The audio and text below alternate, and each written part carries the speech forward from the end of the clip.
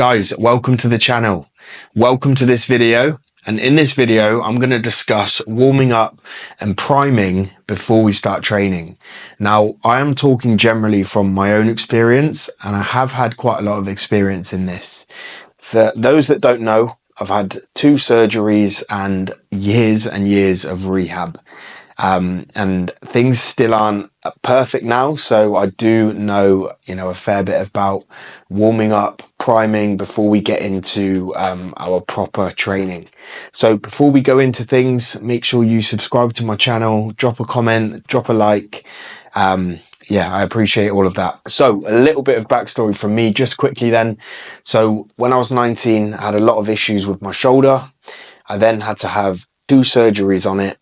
The first one didn't go so well, so I had to have the second one, and then I've done, probably 4 years of rehab from when it first became an issue to all the way through the surgeries to then after I'd had the surgery and then getting back into training. So I've got a lot of experience with rehab, tight muscles, foam rolling, getting ready for working out. So this video is just going to be from my own experience, generally speaking, about the shoulder, because that's what I've had issues with, and I know a lot of people will have issues with their shoulder. Anyway, so we're getting to the video. So I'm going to split this video up into 4 parts: body temperature, rehab exercises, soft tissue work, and then actual warm-up sets. So start with body temperature then. So I think it is a very good idea before you get into the gym that you jump on a treadmill, a bike, some sort of cardio equipment, and just do sort of 5 to 10 minutes just to raise your body temperature up, to get your muscles warm, to get the blood flowing. This is going to be crucial, especially on colder days, especially in like the winter months. And if your gym is quite a cold gym, this is again going to be crucial. Before we get into any sort of training, we want to be warm. And the best way to do this is to just raise the whole body temperature up, bring that heart rate up, jumping on a treadmill just for 5 minutes, nothing crazy, not taking away too much energy from your session. And then doing that, you're going to raise your heart rate up and get your muscles warm and firing. So that would be my first sort of point of call if you did want to sort of run through this warm-up process that I'm going to go through. So first one is to jump on a piece of cardio equipment and just raise that body temperature up 5 to 10 minutes. Nothing crazy. So next is soft tissue release. Now there'll be a lot of contrasting info on this and different opinions on this, but I'm just going to give my opinion and what I think on this issue. Now by soft tissue release, I mean things like foam rolling or using a massage ball to release tight muscles. And honestly, I think it's a game changer. For me, it has been a game changer.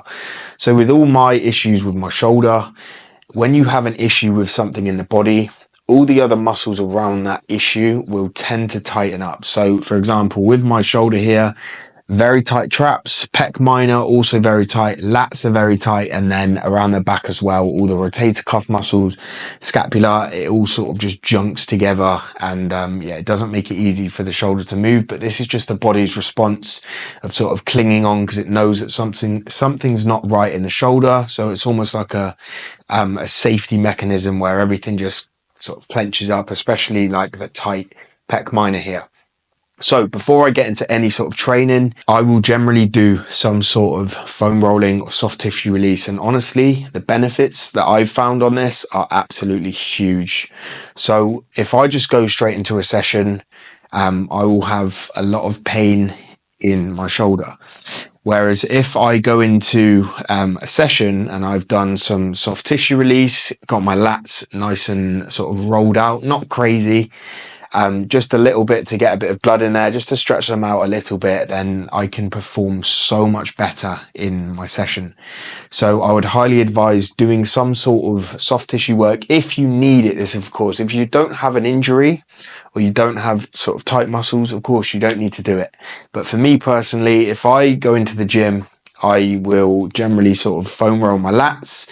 I'll get a massage ball in the pec minor, the upper traps as well, and then I will do a little bit of sort of thoracic spine movement as well on a foam roller, and this has completely changed the game for me. You know, if I don't do this, I'll have quite tight locked up muscles around my shoulder, and it means that I can't give that session you know, my absolute everything, and it will tend to cause a little bit more pain on that shoulder. So give it a go, guys. You know, a lot of this stuff is just trial and error. It's not one size fits all. If you feel like you have a tight muscle or something sort of holding on, a lot of people are quite sort of tight upper traps and shrugging up a lot.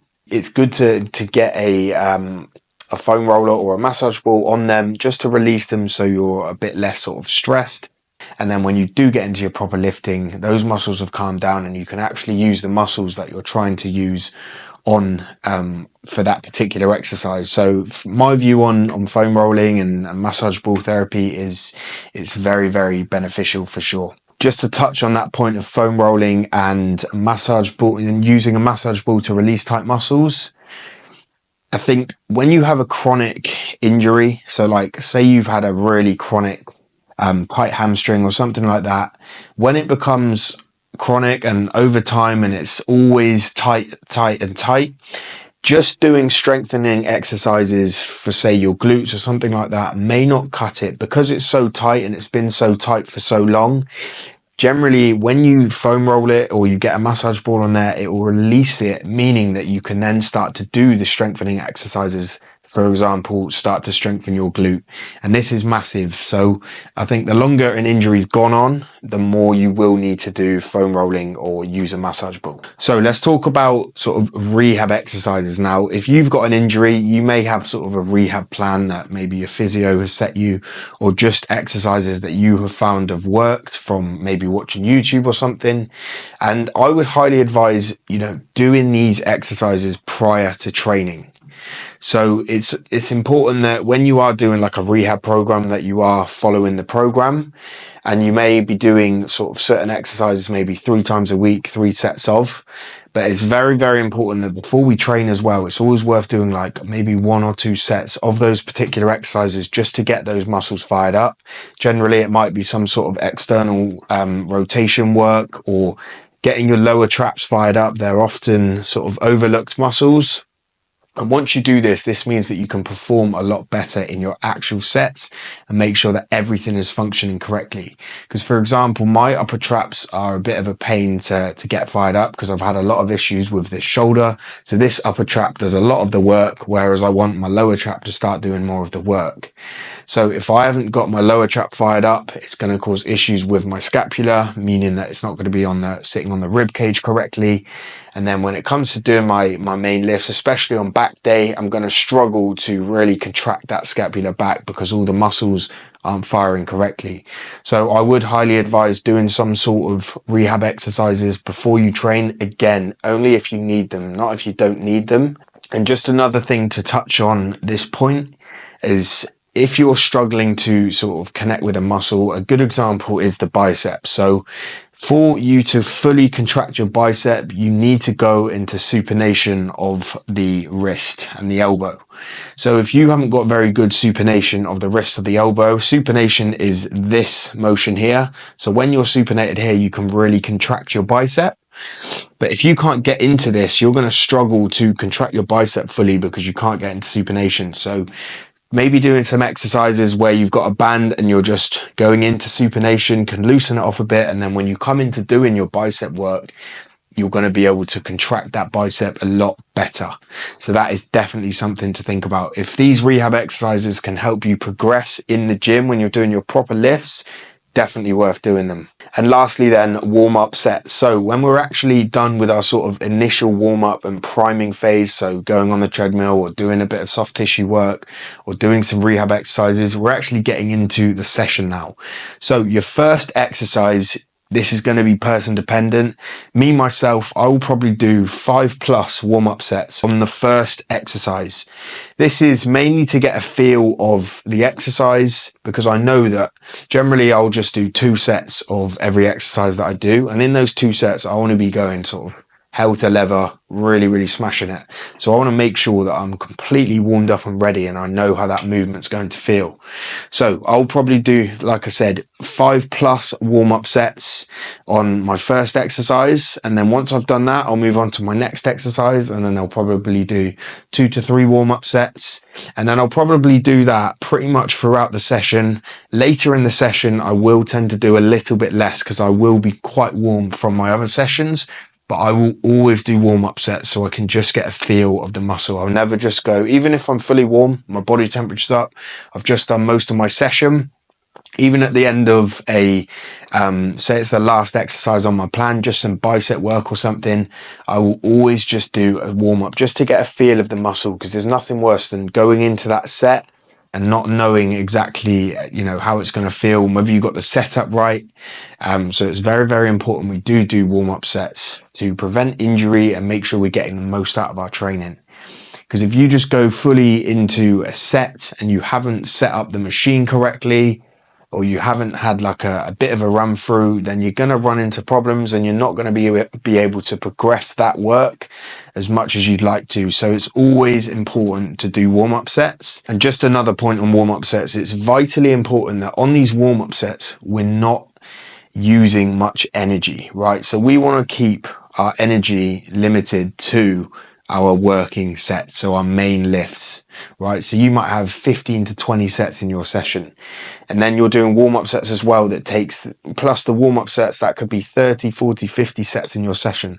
So these warm-up sets, we don't want to be using much energy at all. And by this, I mean, say you're going to bench maybe 100 kilos for a working set of 8 reps.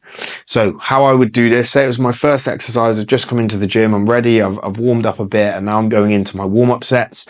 I do maybe 12 reps on the bar, no weight. I then put the 10 kilos on and maybe do 8 reps. I then put the 20 kilos on each side and maybe do 5 reps. I then put 80 kilo on, so 30 kilo each side, and then I might do maybe 2 reps, and then I'd put 100 kilo on my main working set and maybe do 1 rep. And by this, I'm not using much energy, but I am getting a feel for the movement, which is vitally important. You don't just want to go into your first working set and start smashing the weights around. So that is my take on warm-up sets. Basically, take as many warm-up sets as you need, but make sure you're not using that much energy when you are doing the warm-up sets. You're just getting a feel for the movement. You're just getting blood flow in there. You're just getting the machine set up correctly. So that's my take on warm-up sets. So then, just to recap, some of the stuff I've talked about here won't be specific to you. You may not have an injury. You may not have a tight muscle somewhere. You may not need to do foam rolling or rehab exercises. But what is vitally important is the warm-ups and the warm-up sets. So if you don't have injuries, I wouldn't suggest doing any foam rolling or anything like that. But I would suggest, jumping on the treadmill, getting the body temperature up, 10 minutes, then going into your warm-up sets, making sure you're ready. And then by the time you're in your working set, you're fully warm, you're ready to go, the pre-workout's kicked in, and you're ready to smash the session. And if you do have injuries, I'd highly advise doing some prep work before you get into training. This would be using a foam roller or a massage ball on certain tight muscles, then doing some rehab exercises, maybe getting into a little bit more of a mobility aspect on certain things, and then going into your warm-up sets and then training. So that is my take, guys. And sometimes, this can take, 20, 30 minutes sometimes before you've actually got training. And this is the thing that, is a bit annoying for me. I have to make sure I'm sort of fully warm up and I'm ready to kill it, which I always do. It just means I'm going to be spending more time in the gym.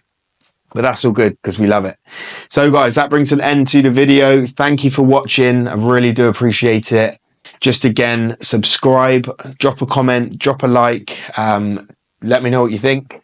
And I'll see you on the next one.